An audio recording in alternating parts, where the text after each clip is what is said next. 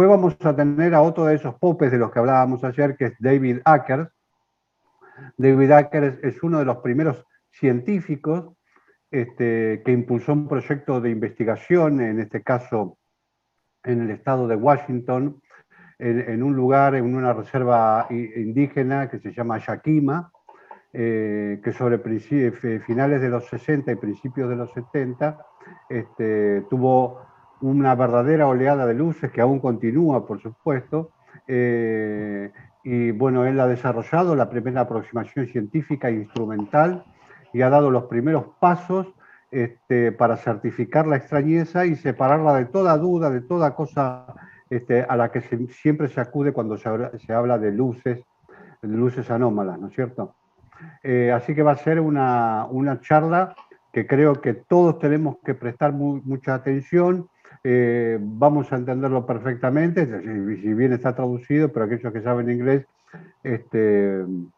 David Akers habla pausadamente, no se apura ningún concepto, y bueno, la carga de experiencia que tiene lo hace una de las grandes figuras internacionales para tratar el tema de las luces, como aquellos que hablaron ayer en la primera jornada. No sé cómo presentarlo, si como un pionero, si como una de las personas más influyentes, uno de los investigadores más influyentes de toda esta era moderna, como decimos, de los ovnis y de las luces, uno de los primeros en llevar instrumentos al campo, ¿no?, para medir este tipo de anomalías, Dani.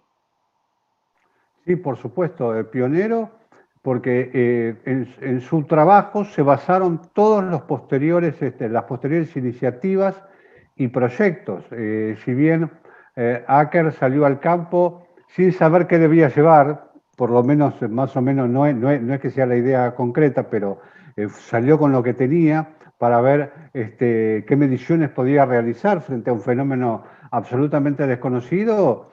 Sus iniciativas fueron tomadas como principio de los demás proyectos, aún en Piedmont, aún en Gesdalen, en el proyecto Embla en Italia, y bueno, sigue siendo un hombre de consulta permanente que participa de los congresos, de las charlas, de las conferencias y de actividades de formación de nuevos investigadores, que es un hombre que por sus años y con esa lucidez que tiene, que sigue trabajando en el tema, tiene acumulado una información y una perspectiva única que lo identifica y quizás sobresalte del cúmulo de investigadores que, por ejemplo, en Estados Unidos han investigado igual que él o han seguido sus pasos, ¿no? Es un hombre que es un material de consulta indudablemente y, por supuesto, con sus ideas, sus hipótesis, sus teorías que deben conocerse. Acá en Argentina, David Akers es más bien poco conocido, y bueno, presentamos a través de su propia conferencia la historia de su vida frente a este fenómeno. Entonces, disfrutemos de esta magistral conferencia que también nos regaló David, como nos aclaró que le teníamos que decir, porque tiene una sencillez también de los grandes. Así que bueno, vamos a disfrutar de esta conferencia. First slide here. I want to thank you for inviting me to this conference.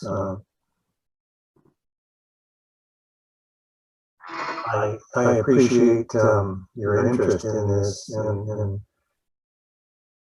this is really the first presentation I've given via Zoom, from Zoom on the internet. And I've tried to tailor my talk to both the professionals involved here in the conference and to the YouTube audience. And this is a relatively difficult thing to do. So we'll get started here.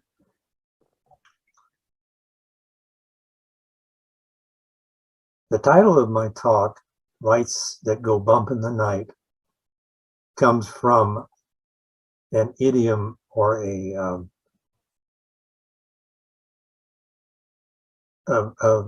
sentence called things that go bump in the night. The things that go bump in the night are those things that you will see, you will encounter in the dark when you hear noises, spooky sounds, creaks, cracks, things like that in a completely dark night. So I wanted to explain that because I know there are several possible translations of the word bump, and I know you had trouble with it translating them. So that's cleared up.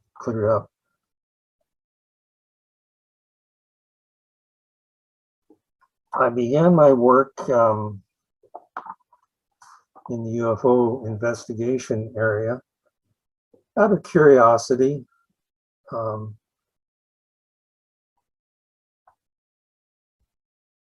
We were having a flap at the time in 1967 with UFO reports from all over. I got curious and joined the Aerial Phenomenon Research Organization and also the Center for UFO Studies. The Center for UFO Studies was at that time managed by Dr. Alan J. Hynek, who was the consultant for the United States Air Force on UFOs. You know, that's history that probably most of the people in the audience know already.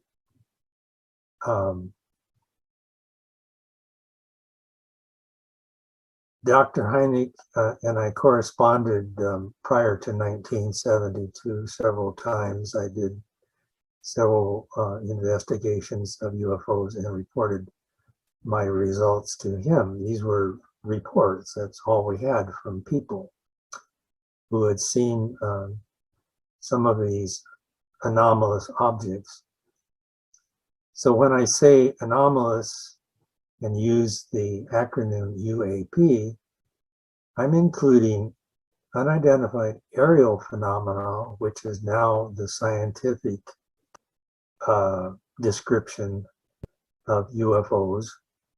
I guess the scientists are a little uncomfortable using UFO instead, and instead they've substituted UAP.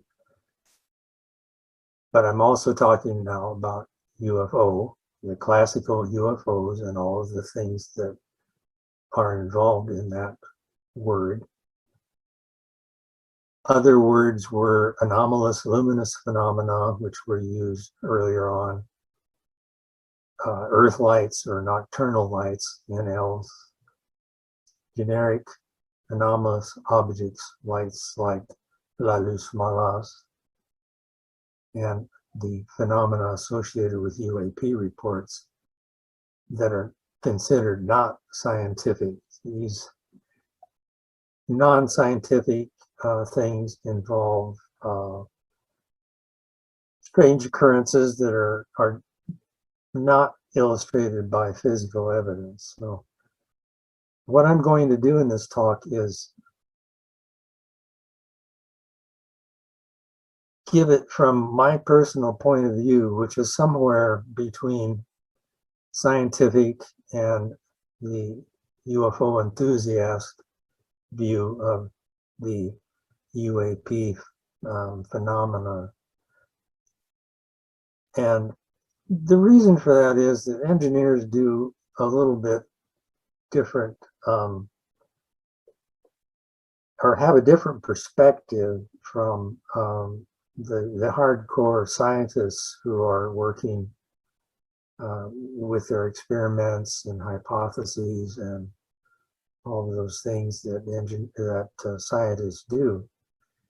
It's the job of an engineer to work with the scientists, and sometimes there are scientists who are excellent engineers, but in general, what the engineer does is take the technical needs they have and convert them into solutions they can use in their experiments. So how I got into all of this is from my background as a professional engineer in electronics, as a film and television maker, and basically as a curious member of the human species. So those are some of the terms I'm going to be using and the reasons for my getting involved in all of this. Well, I've called it a circus because we are dealing with so many layers of reality and unreality when we talk about UAP. The range of reported UAP in the 1972 field study from Yakima covers all of the things in the constellation of a UAP of UAP reports, the things that occur in UAP reports. They include nocturnal lights, daylight objects, close encounters, mechanical noises, the silence of objects, no noises of objects seen in the air, radio system failures. This is on the reservation. These are things that we noticed on the reservation. Police car chases and police car tracking, isolated car tracking, brush and forest fire reports, anomalous situation, excuse me.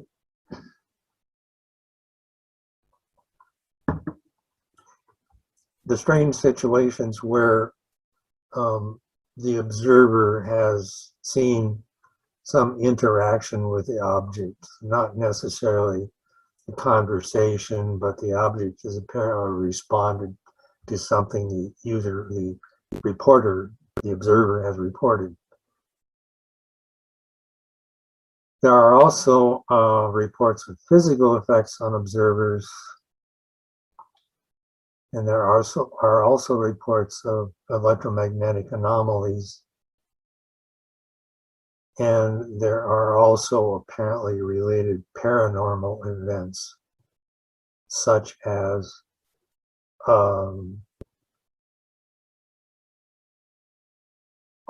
apparent communication with the objects in some manner or other, telepathic or whatever you want to describe. There are quite a number of those. The asterisk marks up here on the side indicate events that I have personally observed and feel,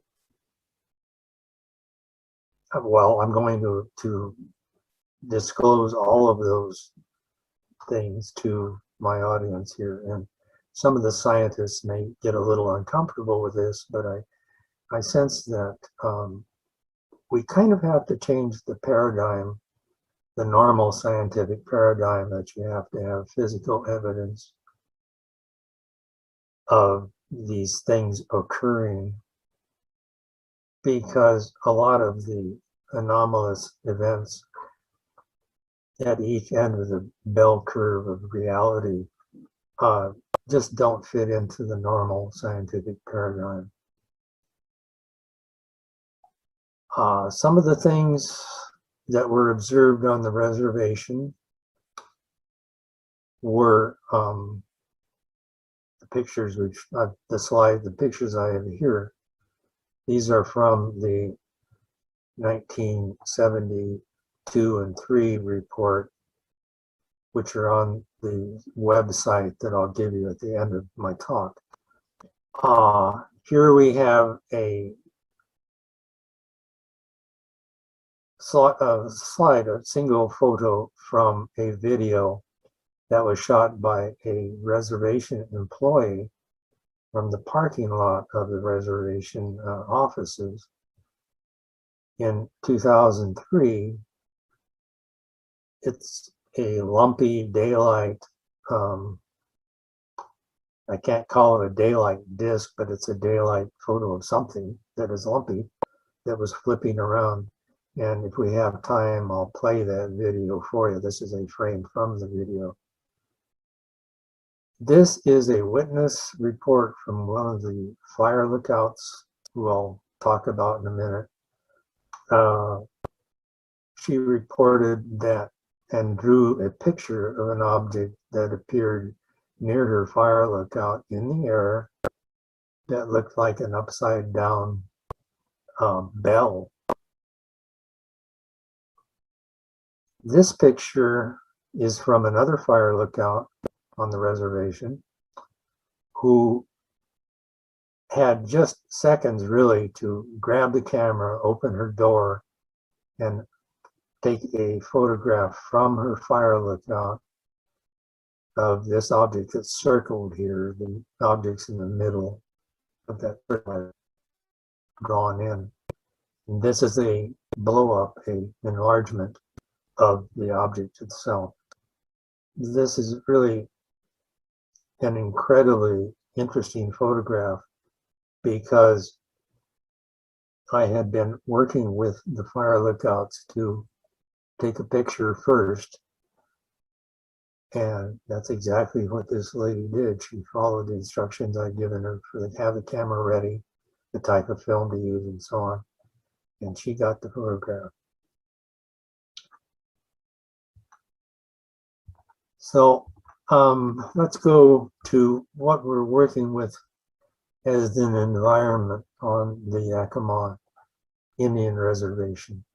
As I said a little earlier, the Yakima Indian Reservation is located in the state of Washington, right in the middle. I'm not going to show maps of that. You can find it on maps. But the main city up here, as the highway goes up, is Yakima, Washington, Y-A-K-I-M-A. And the closest city to the reservation is right here in Toppenish, where my pointer is. The reservation itself is a sovereign Indian nation within the United States. They have their own government, their own law enforcement, their own fire protection, and all of the fishery departments and everything else involved with a Native American reservation. To give you an idea of the total square area here, it's 7,253 square kilometers, which is a pretty big area. The green dots on the map, here, here, here, here, and here, and there, are locations that I did observations from. So the major work was done up here in the middle of the reservation from a spot called the Sadis Fire Lookout.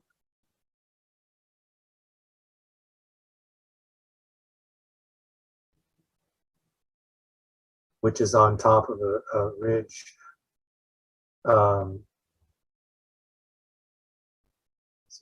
There are two ridges. There's a ridge up here of mountains, of hills actually, and a ridge down here of hills.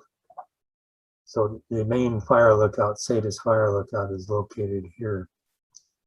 So the distance from the Sadis Lookout to Mount Adams, which is right here on this end of the reservation.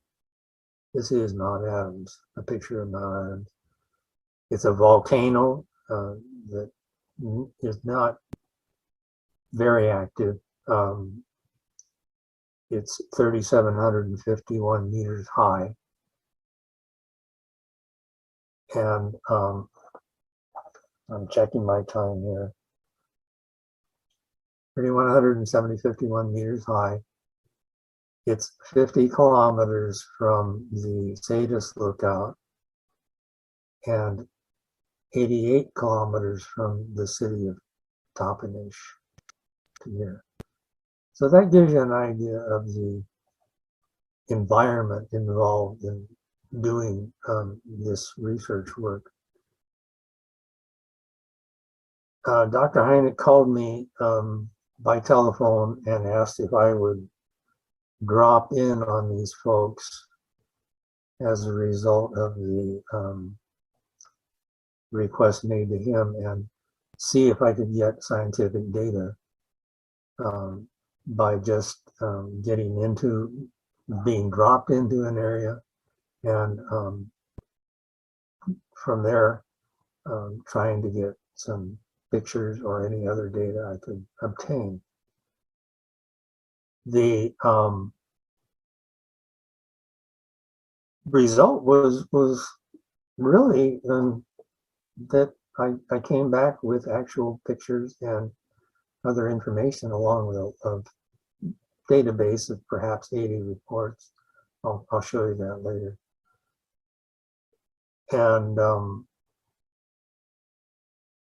I'll give you an idea of the approach I took to conducting the work.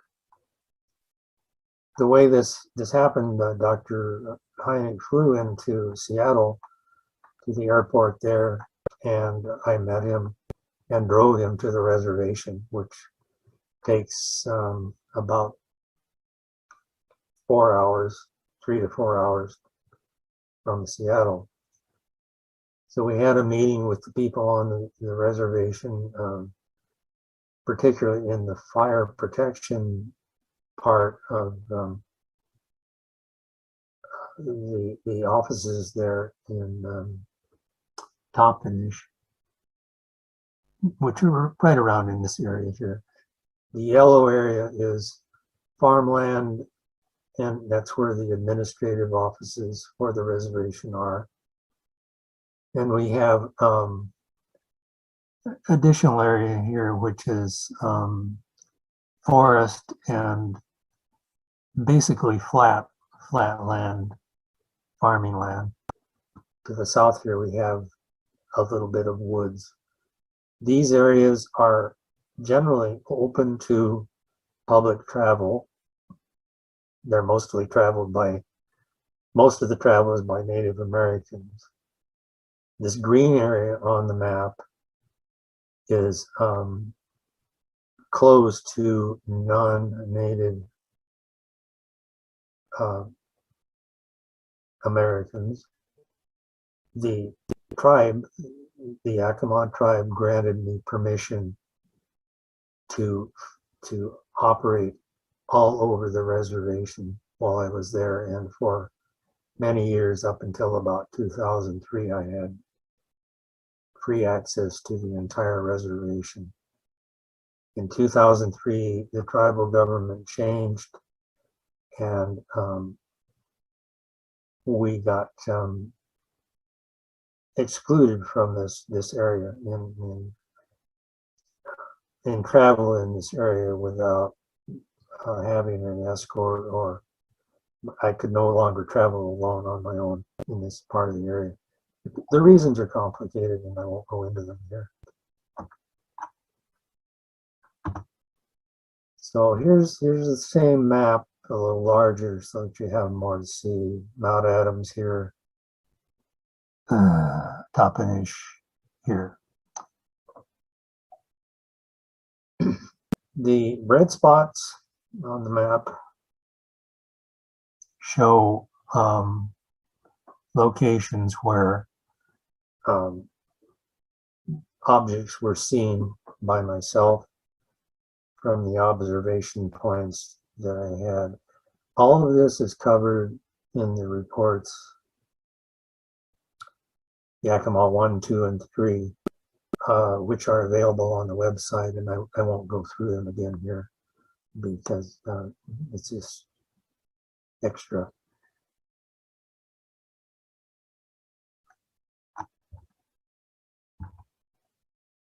So we had from the meeting with the fire protection people, we had a plan put together. The strategy would be for me to come in for an 11-day period of observation where I would travel all over the reservation following these light reports that were coming in from police, from fire people, from farmers who lived in the area out here usually. There was a flap actually going on, an occurrence of many, many reports, to the extent that you could go out almost any night in the period I was there from August 1972, August 20, 1972, and probably have a very high probability of seeing any nocturnal lights, the nighttime lights that are in my database. Also in the period at the time, there were a large number of reports of these objects chasing police cars, the police cars chasing the objects. This is not unlike what Patricio Parente has talked about in some of his work. They're in Argentina, so there are extreme similarities between these two studies, what Patricio's done and what I've done. There have also been reports of fires. One case, to give you an idea of what we were seeing there, one case was reported from a fire lookout of a fire somewhere near her lookout. The fire department was sent to that location, and the fire trucks got there, and one of the firemen reported, well, he said basically, well, that fire just took off and went over the hill. This type of thing occurred repeatedly out there with particularly with the fire people and the police, the law enforcement folks on the Yakima reservation. It was that intense. So I had a good chance during the 11 days of seeing something. The approach I used was called hit and run. It's basically setting up a place to work at a different location every 2 or 3 days, and seeing if the objects were nearby based on information that people had reported to me where the objects were, say, the previous night, if that makes any sense. So that's the strategy employed. One guy out there in the field moving around instruments, collecting reports during the day, working at night, alone in the field. I did have assistance from people at various times, but by and large, I did the work by myself.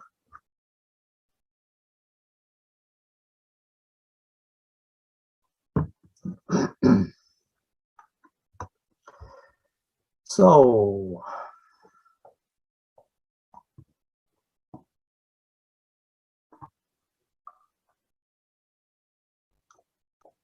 these are 3 of the fire lookouts. These are the buildings that, well, this is the first one, second one, the third one. These are the buildings that are on mountain ridges around the reservation, looking at the valleys down below and the areas where fires can occur. and I'll give you an idea of what we're talking about here.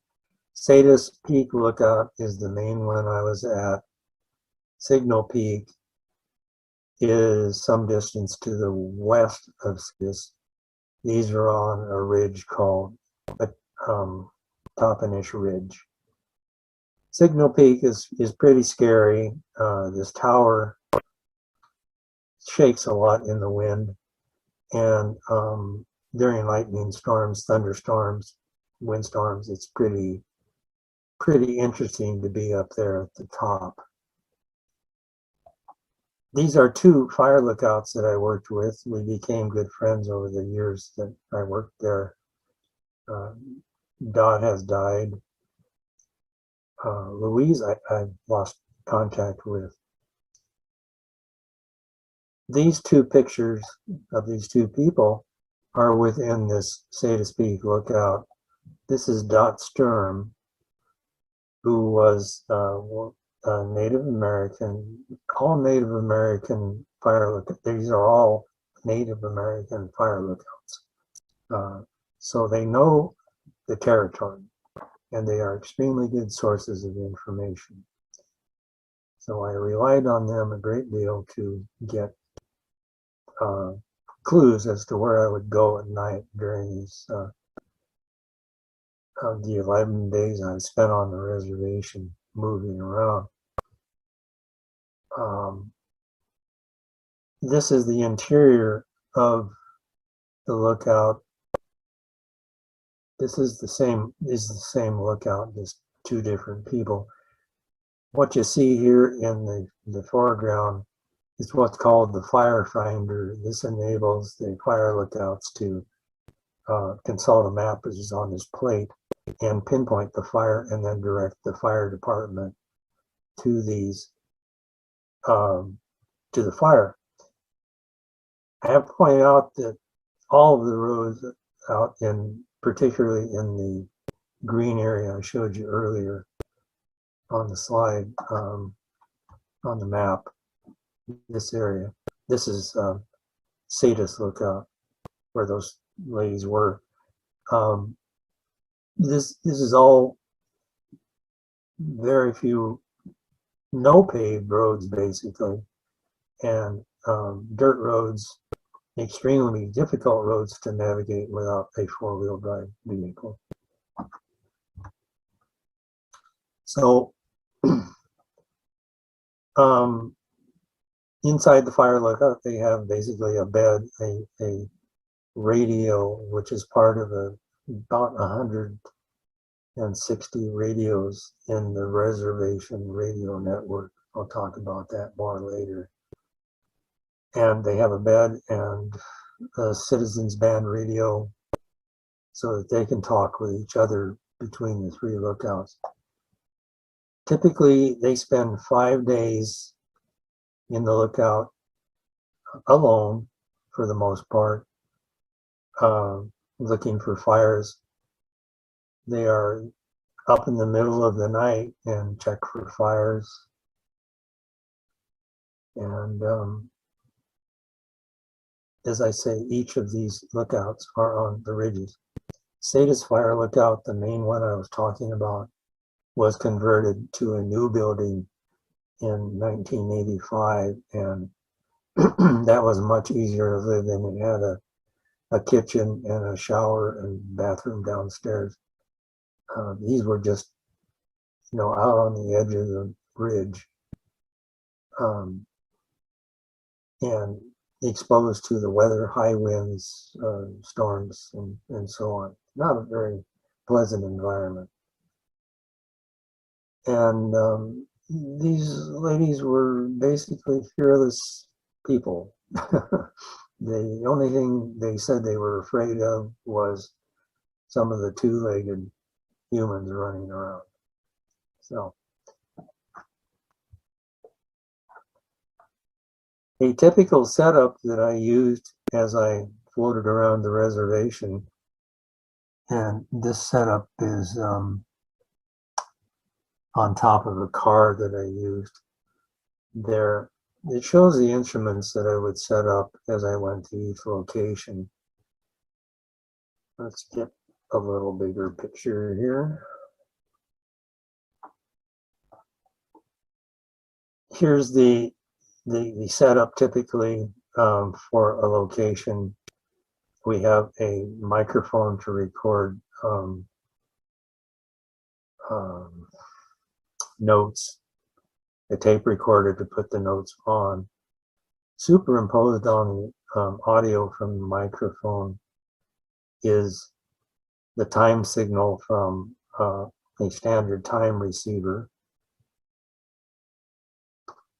a frequency reference, which is 10 kilohertz.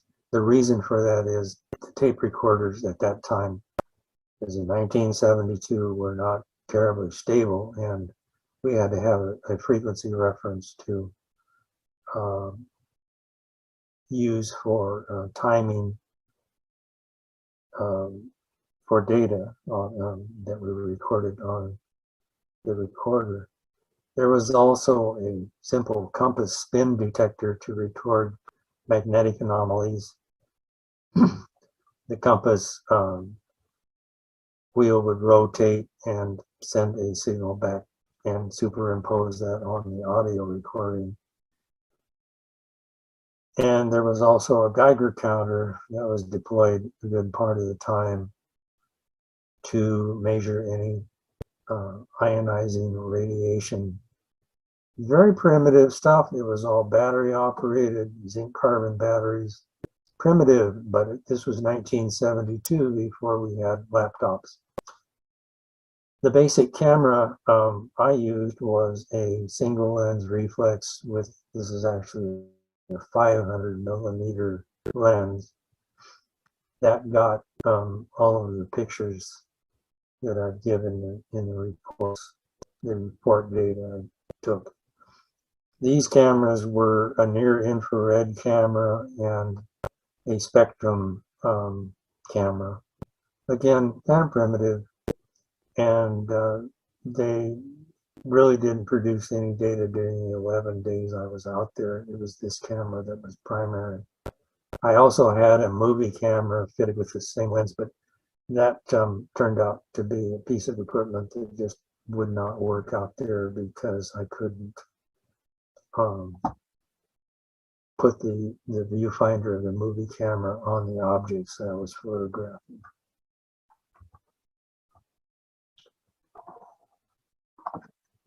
So after the initial 11 days of study, I set up a database, primitive database.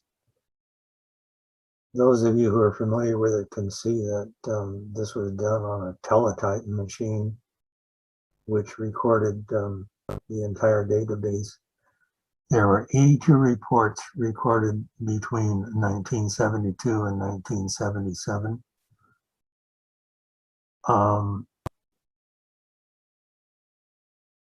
What we report here was the time in the universal time standard, universal time zone. It's now called UTC.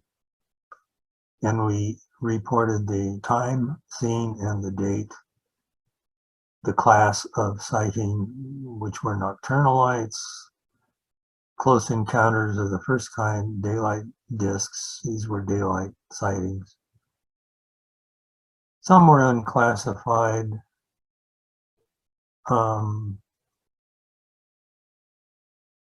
As just odd events. I'll get into this if I have time. We did have 2 CE3 events reported during that time, which involved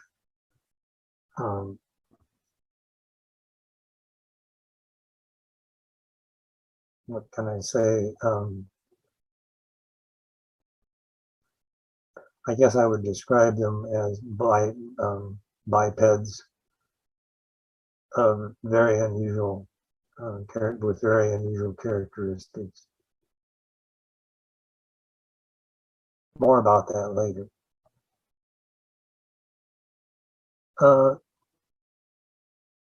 All of this is covered in the reports that I'll give you at the end of this on the retired website page that you can access and see the same information.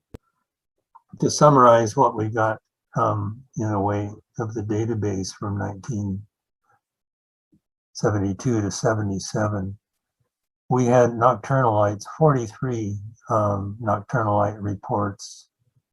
That's 78% of the reports. We had daylight objects, 3 of those. Close encounters were 6. These are difficult to characterize or to filter even as whether they occurred or not, with the exception of the 3 that I'll report later. And then we had other things like funny noises, turbine sounds coming out of the ground in areas where there was no machinery. This is wide open space. We also had the sound of what sounded like diesel truck compression brakes.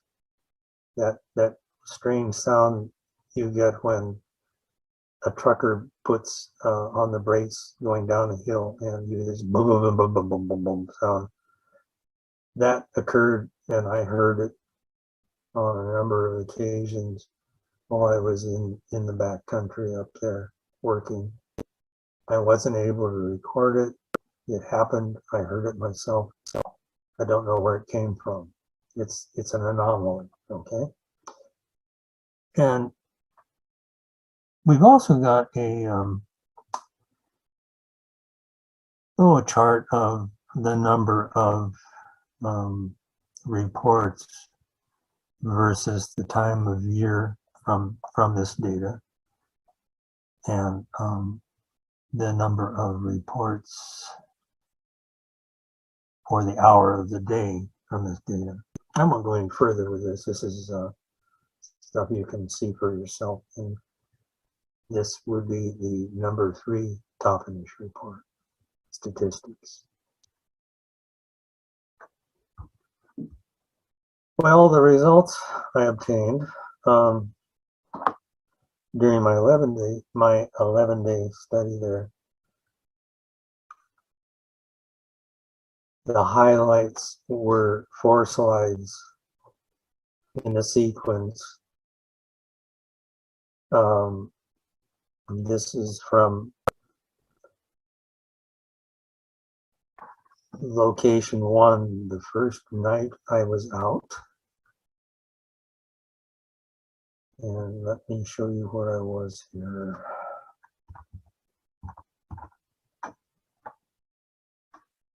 I was here out in an open field. The objects involved were up here across the highway. And the distance was approximately 18 to 19 miles.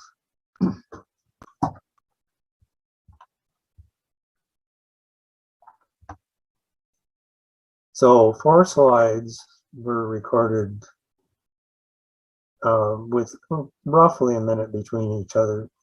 You cannot see the objects clearly,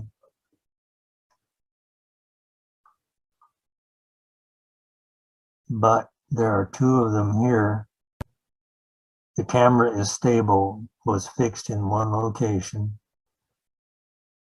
There's one here, and there's another one here, and then there are 2 objects at this point. Well, let me go through the details here. These were 2 large flickering orange objects in the air with the mountain ridge behind them. You can't see the ridge, obviously. They circled each other. They were varying in intensity, flickering basically. The estimated distance was between 29 and 31 kilometers. And there were no clouds, but a light haze on the ground there, and absolutely no noise. I would almost certainly have heard noises from these things if there had been any. Long story here. These are the same photographs that you just saw with their times in sequence and the time between the photographs I made. These 4 original slides were sent to Dr. John Durr, who was then with the United States Coast and Geodetic Survey in Albuquerque, New Mexico. He said he took them down to the local photo shop for enlargement. Well, these things were enlarged in 2 stages of 950% each. This was not your normal local Photoshop type of work. I think this was done in-house at the survey. But what it shows is obviously 4 objects at different stages of flickering, or I don't know what they're doing for sure. They're getting bigger and smaller, obviously. And it also shows, particularly on this one, a lot of stuff around the object, either entering it or leaving it, I don't know which. Further measurements that Dr. Durr made of these objects, as I said, they're 18 to 19 miles away, is that they were about 4.3 meters in diameter at their largest. And so they're definitely not headlights from cars, and they wouldn't be in the position they were in, headlights anyway. So this probably is the most valid hard data I got from my 11 nights out there. Typically what would happen is I'd stay in one location the second night and see something the first night, and the next night the lights would be gone. They would have moved elsewhere, which kind of sort of indicates some kind of interaction, knowledge of what I was doing. That's pretty thin information, pretty thin data to go on, but there's more to come as we get into this.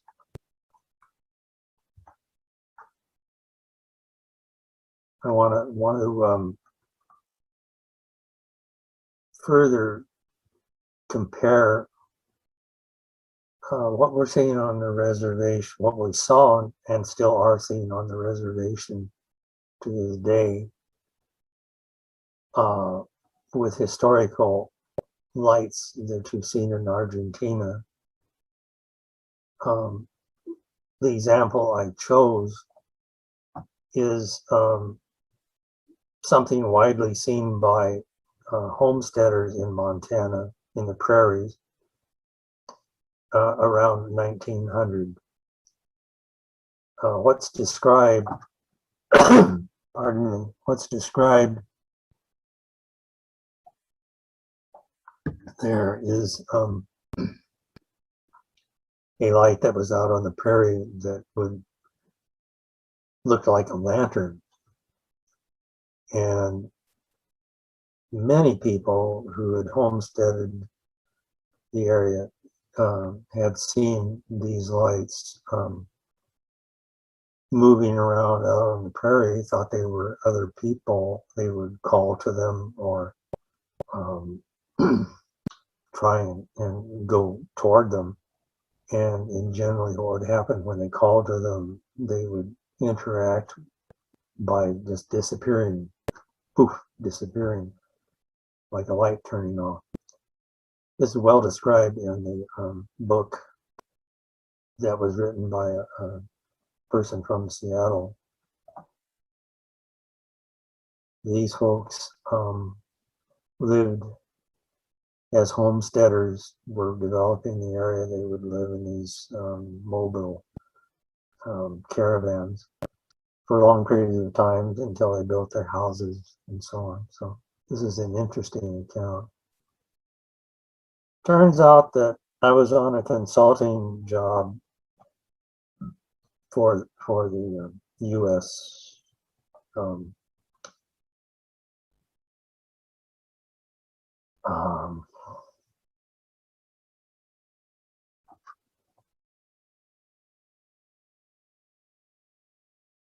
For the government Corps of Engineers, for the U.S. Corps of Engineers that builds dams in the United States.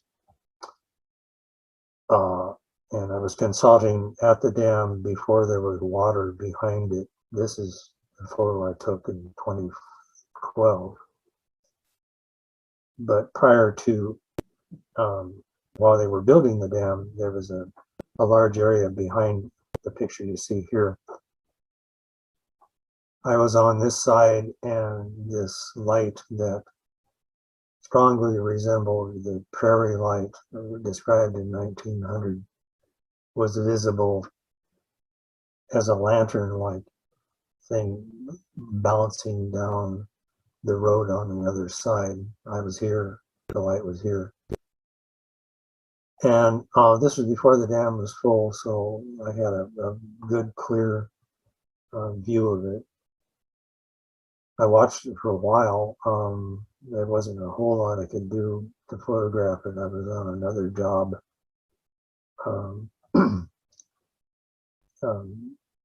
surveying some instruments they were using to monitor the health, the activity, the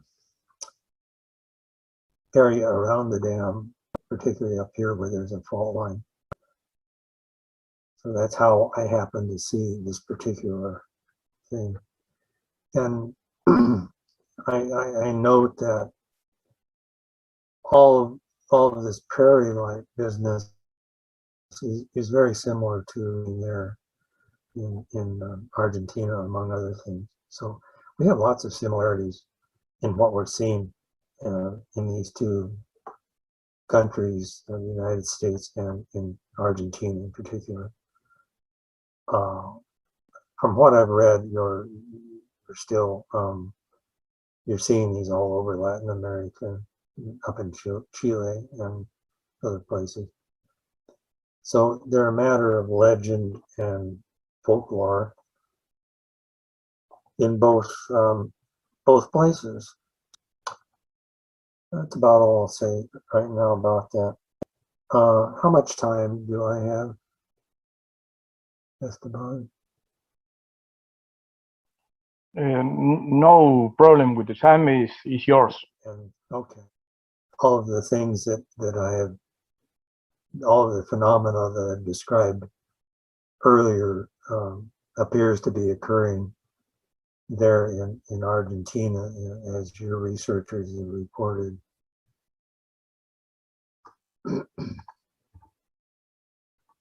Now, in 1997, I became aware of the Erlingstrand's project, the Hessdalen, in Norway.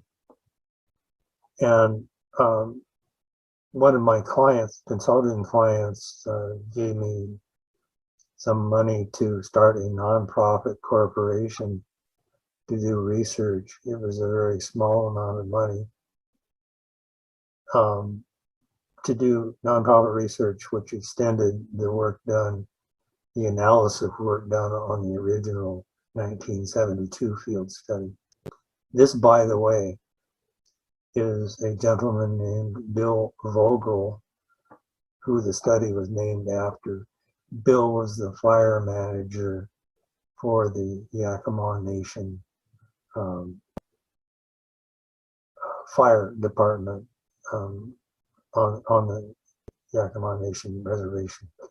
And Bill collected and took a lot of pictures, a lot of slides of the phenomena prior to my work there on the study. This is one of his pictures here. It was on the splash page for the web page. This retired website is on a friend's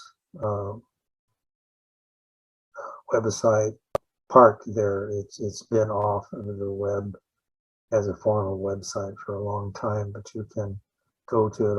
I have the information I'll give you in my last slide. But back to Bill. Bill was interested in the broad spectrum of events occurring on the reservation. He was very familiar with the Indian lore, or histories. History for the Yakima Indians and the other tribes in the United States was transferred from one generation to the other only by voice, by oral means. So in particular, I don't know a great deal about their legends. I will say that the coyote there was one of the creatures in their oral history, which was the trickster, referred to as the trickster, which is similar to what some of you folks probably have. You have similar stories in the legends land of the people there in Argentina. Bill collected an awful lot of these. He died in 1985, and I have all of his files in my collection.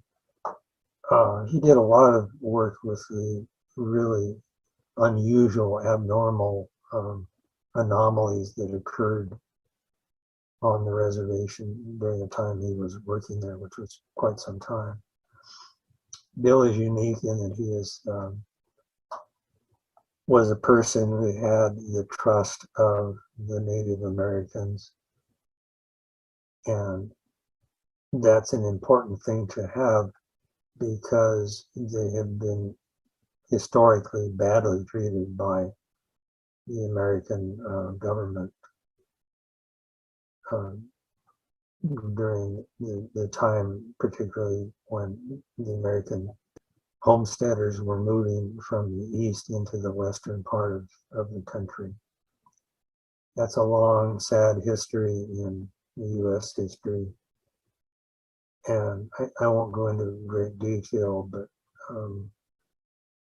I think it's the reason that the Native Americans simply don't trust the Anglo people on a routine basis. They keep things to themselves. They don't talk about their legends to outsiders.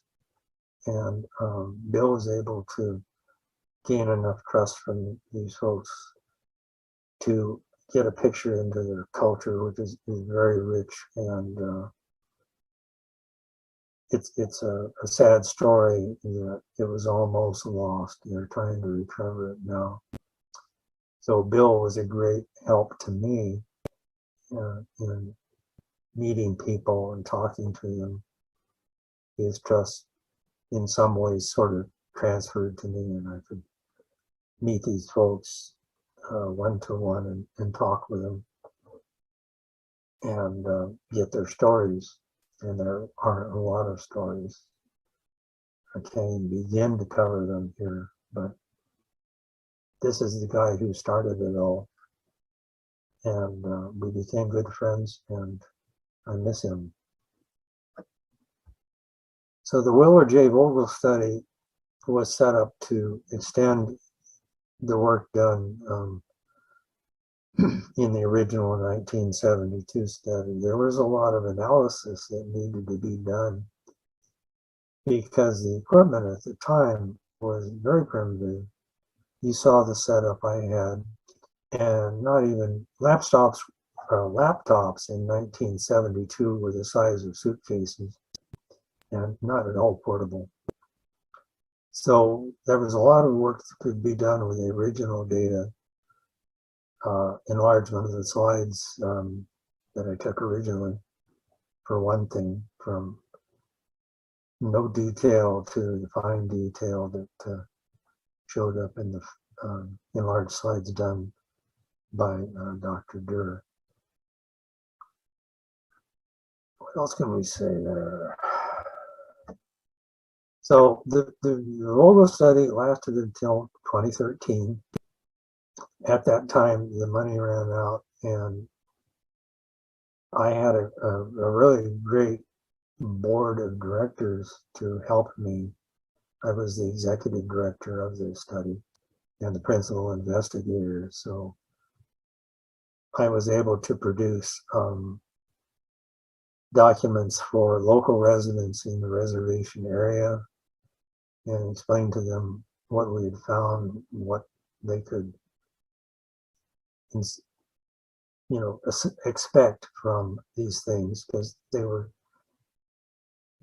still exist there on a fairly routine basis. They're just not reported formally, and they happen all the time.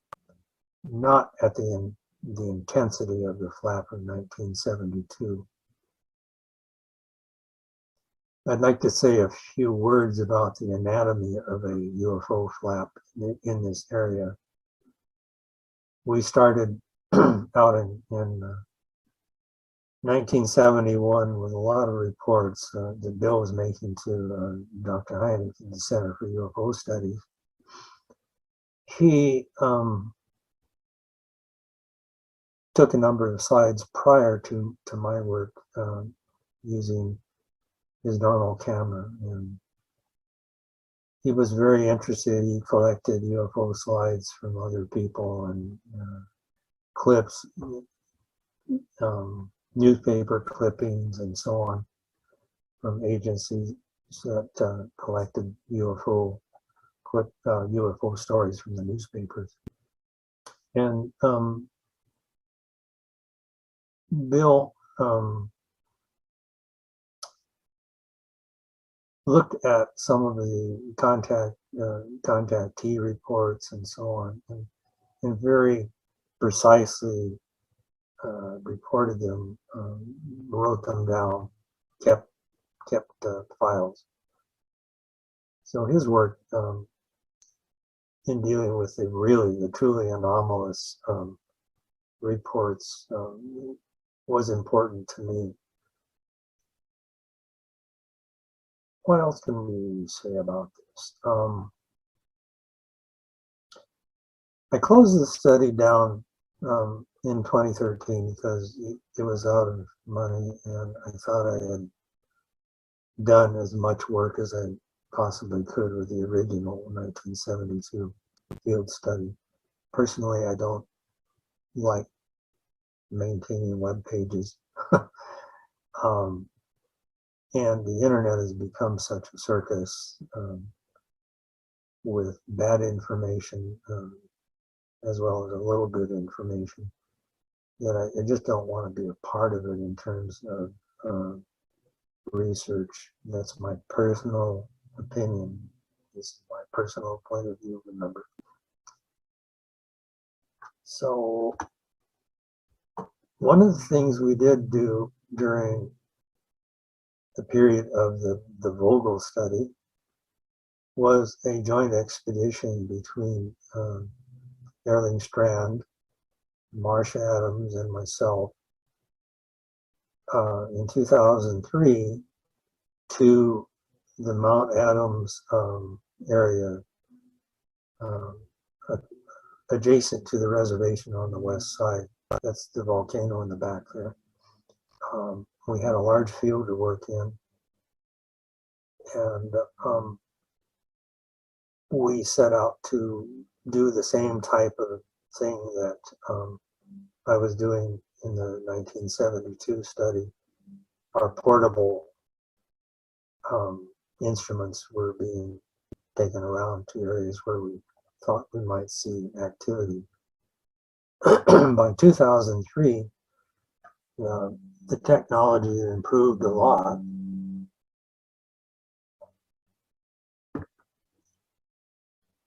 We were still working with magnetometers, photography. Let's blow this up a little bit here. Working at night and during the day, but typically at night, to gather any information we could. To give you a quick idea, these are the magnetometers that we were using. They went into typically a control point near where we were set up to work. This was inside an abandoned building near Mount St. Adams, back in the forest. This is one of the extremely low frequency loop antennas and extremely low frequency radio receivers that we used. This is an offshoot of the work that Erling has done and has done in extremely low frequency radio instrumentation. These things are obsolete now. Let's see, this is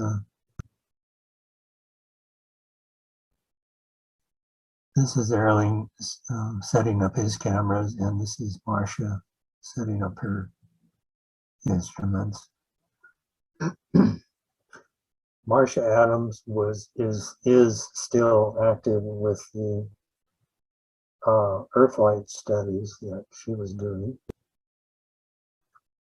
All of these different names, nocturnal lights, Earthlights, luminous, anomalous, luminous phenomena, appear to be the same family of UAP. So I kind of have a tendency myself to lump them all together. Earthlights refer to a possible terrestrial source for this kind of activity. If you want to do more work researching that area, you can look at the work done by, anyway, the fellow's name is Devereux. He's from England, and he's famous for ley lines, LEY, ley lines, and other sonic phenomena that are occurring in England. Paul Devereux is his name. I didn't put him on my information slide.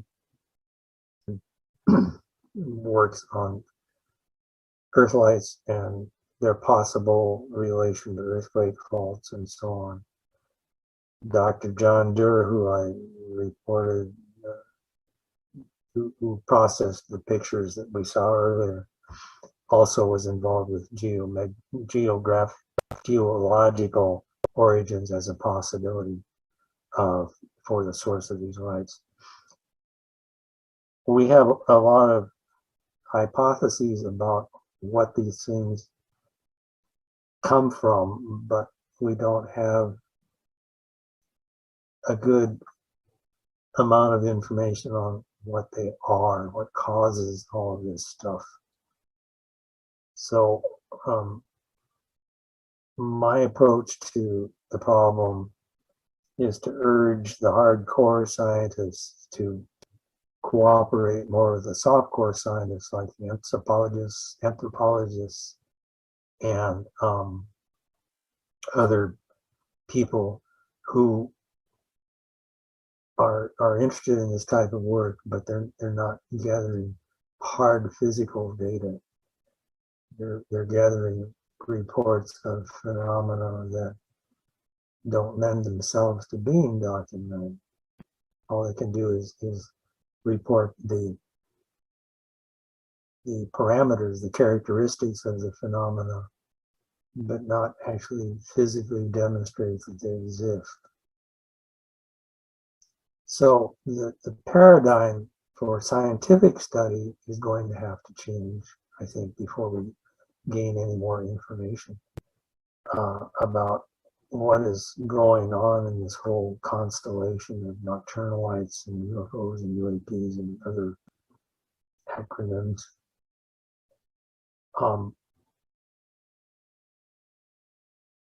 Further,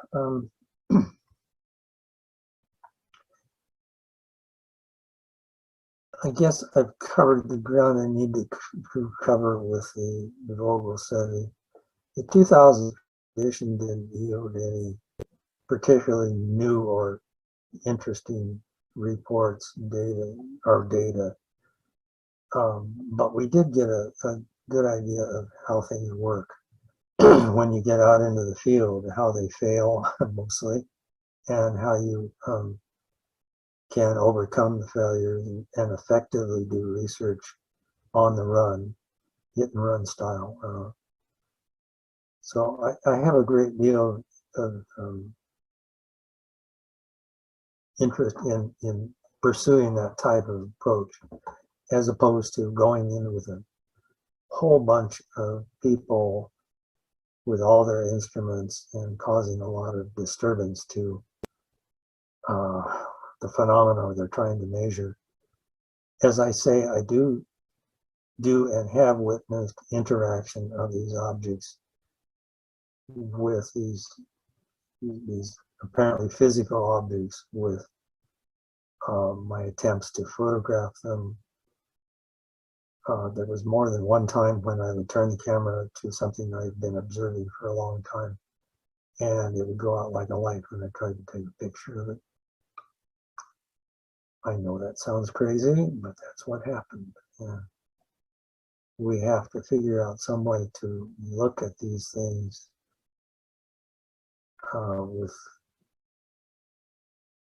with a scientific eye that is not centered on physical instrument readings. We don't have the instruments to measure these things at present. So what instruments were successful?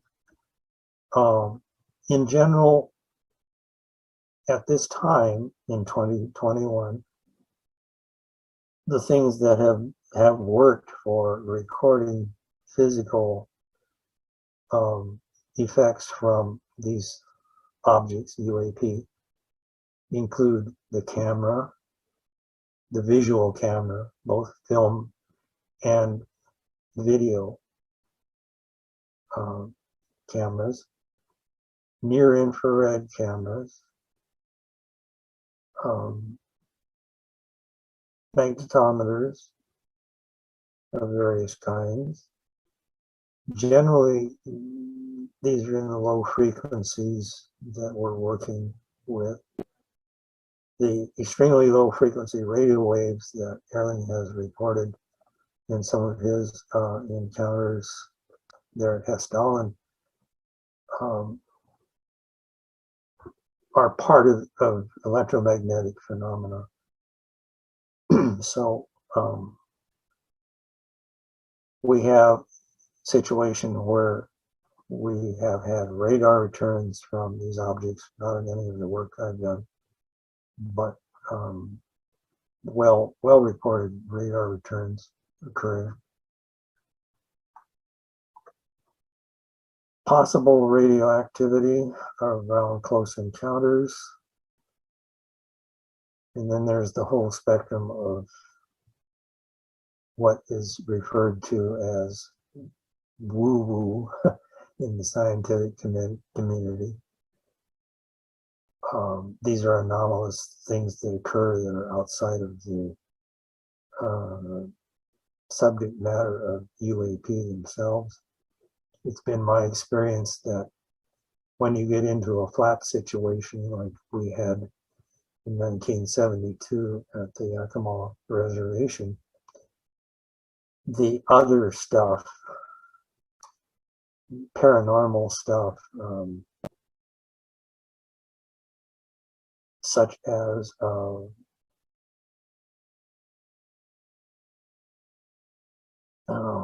trying to think. The other stuff, such as interactions with these objects that involve their showing up on request from psychics and all of that sort of parapsychological phenomena. Those come up frequently in association with a UFO flap.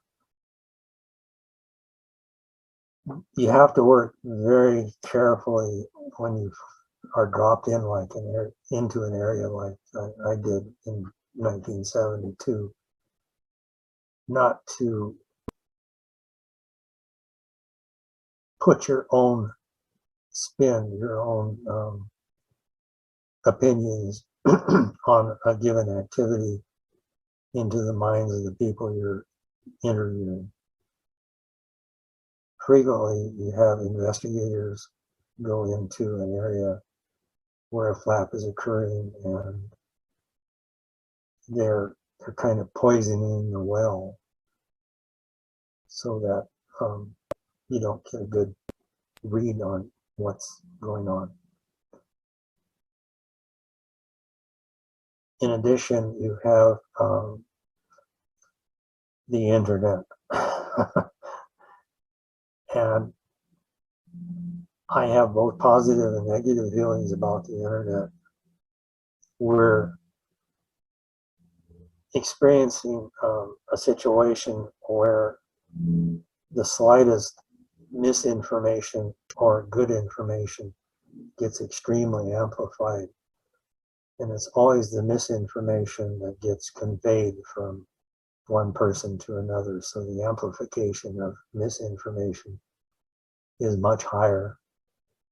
And that's the circus I refer to. We get so much information that's good and bad and can't filter between the two. So my approach is still to be as quiet as possible when I go into a flap area, to not disturb the local residents or the phenomena that are occurring there.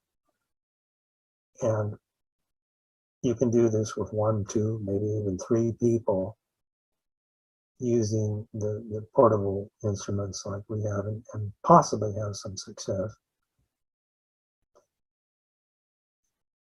Having a good rapport with the locals in a flap area, the residents of that flap area, is extremely important. They're the ones that tell you where the action is because they know the territory. You're an outsider coming into this territory. You don't know what the environment is like, and you have to rely on the local people to tell you what's going on in their terms. And then you have to filter that information as to its strangeness and probability to make some assessment of what you're going to look for when you make your measurements. So I think it is extremely important to cultivate the local residents in the area where you're working and listen to them. Not to have everybody has bias. You can't avoid that, but to as much as possible, listen to what your local residents in the area where the activity is occurring, listen to them and hear their stories, and record their stories in your notes, in your logs, no matter how fantastic they sound. Get them on paper, or perhaps worse yet, into a cell phone, a smartphone. I don't have much reliability on these handheld computers because so many accidents can happen, and you can lose data. I like to make I'm old-fashioned. I like to make a written log of my own, which I've done over the years.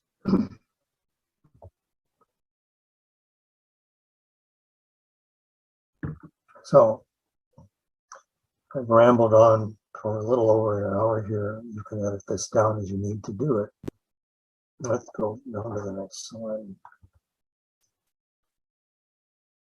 A little bonus here for the people in the audience, both professional and enthusiasts. I'd like to point out that a lot of computing power and ways of building instruments, amateur instruments, even professional instruments, can be done these days for very little money. For example, this is a magnetometer, combination recording magnetometer and alarm that is designed to measure local magnetic. When I say local magnetic, low frequency radiation or changes, the reason I build this kind of instrument for myself is that my philosophy is to get up close to what I'm measuring by the means I've reported earlier. And what you do when you get up close, say, to a magnetic or electromagnetic disturbance, is that you improve what engineers call the signal to noise ratio. Every area has noise. If you're near power lines and with one of these things, it's going to sense the power lines also.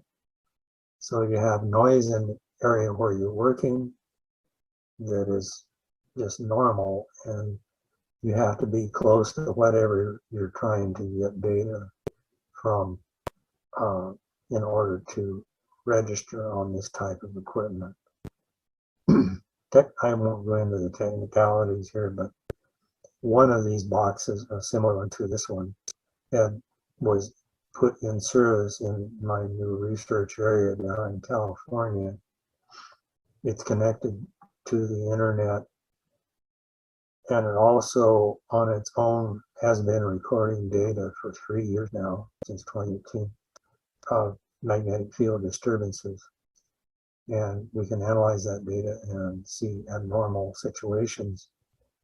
With large amounts of data, we can train artificial intelligence systems to recognize UFO, UAP activity in a given area. This alarm has the bonus feature of actually sounding a tone when a certain threshold is exceeded, so it produces a beeping sound. It's a one-button wonder. You can control all the functions by different sequences, pressing the buttons. It's very simple. Sits on top of a Raspberry Pi computer, which is one of the most common ones, and can be built for around $100. Very cheap and relatively sensitive. It's also obsolete now. I'm working on a new model. This is an old magnetometer that was used around 2003 on our at Hesfallen in 2007, and in 2003 on our venture to Mount Adams. Again, it's designed and built by myself specifically for UFO work. There are commercial models available also that can be made.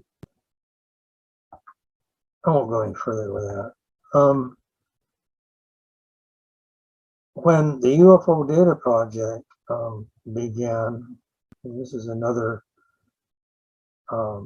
study started by, well, among them, the Center for UFO Studies, and some participation from ex-MUFON people and so on. We started developing ideas for instrumentation to measure automatic measuring stations, to develop automatic measuring stations that do things like measure spectrums from visible light and infrared light. This is an example of the output from this box from 2016 while I was developing it. This is the spectrum of the moon. This is data that's recorded visually and read by a remote computer. Could be anywhere in the world, basically, because this is can be connected to the internet, and it can sit out there, hopefully for months without any maintenance, gathering information. So this is a sample of the spectrum data obtained from this camera, which is a very simple $20 camera fitted with a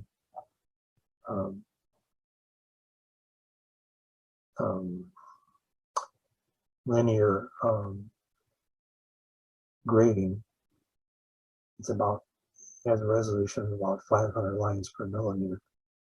It's stuck on the front of the camera lens, and it does a pretty good job. It goes down into the infrared spectrum on this particular camera, which is sensitive to near infrared, up in somewhat to the ultraviolet range. This being the spectrum of the moon. When this was set up to be running by itself, it captured several interesting pictures. This is one of them. This is a meteorite that landed north of my location up here on the Olympic Peninsula. And I later verified where this meteorite occurred. It was about a year or two later that visual observations were posted on the internet. This is the spectrum of that meteor that the camera, that the box here captured all by itself.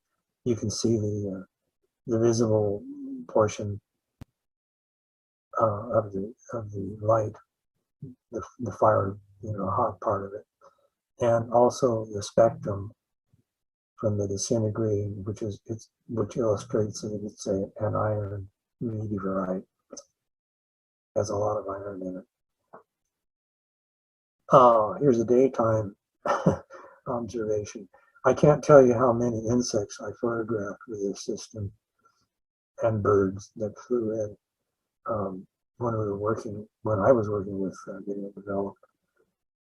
In this case, we have a swallow. They're very common in this area, that flew in front of the camera and set it off. I took a picture with the spectrometer, this camera here. The colors are all strange because the camera is infrared sensitive, but you can see a dim spectrum from the swallow and its apparent body heat reflected from the bird itself. But that was kind of an odd picture. So that's an example of some of the results we're getting from our attempts at producing an automated measuring station. Okay, this is my last slide.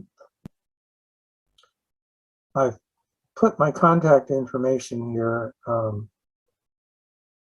for you and or your audience out there on YouTube. This is one of the addresses I've assigned to you on my personal and company domain.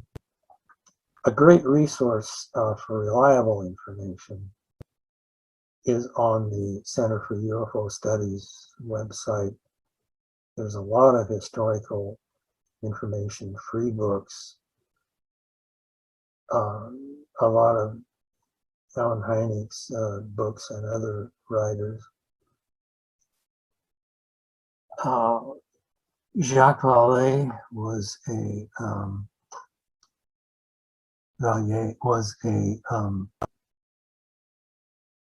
person, is a person who is still active, worked with Alan Hynek a lot, did a lot of pioneering in classifying UFO phenomena. He had a selection criteria also, and according, in addition to the one Alan Hynek had. By all means, this is at the extinct, the part or residual version of my own website, the Word Able Study. This is a part on a friend's website, and you can reach it at this URL. So the whole website, as it was from its inception in 1997 until 2013, is there. It has all three of the basic Yakima reports. There was a third report given to the Euro SSE meeting in 2007, which outlines some of the things that I've given you here in this talk. It's not published, and I can supply it to anybody who wants it. Just send me an email. I would prefer not to see it floating around the internet, since these things get distorted so badly. And then there's a hardcore near-Earth SETI research project, which I find really encouraging. This is called the Galileo Project. You've probably heard of it. Some of the scientists I'm working with who wish to remain anonymous are involved with it, and